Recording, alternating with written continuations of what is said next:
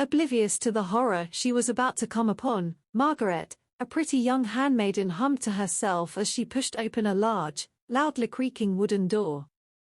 She stopped and cocked an eyebrow at the sound of a scream muffled by the creaking, but the castle went silent.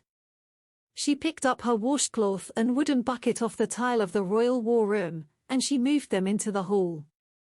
She closed the door and picked up her supplies before staring down two cold stone corridors at a right angle to each other. Meh, She said, and she turned right.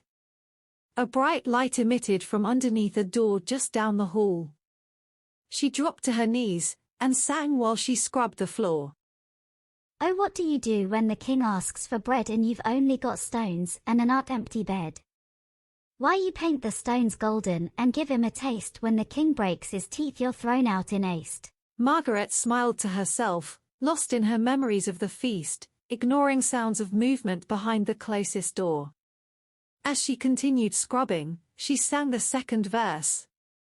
When the queen wants a dress that is shiny and bright and you've only got cobwebs and spiders that bite, you spin 'em in silver and sew on some stars, but the spiders rebel and leave her with scars. As she sang the last line, the area brightened. Still on her knees, Margaret looked up, where the door in front of her opened slowly, smoke billowed out, and the light increased exponentially. Flames licked the door, leaving blackened wood where it touched.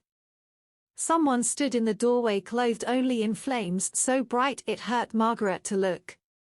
She gaped at the figure, as its half-attached jaw fully detached, and flesh bubbled and melted. Margaret screamed as the inferno stepped toward her.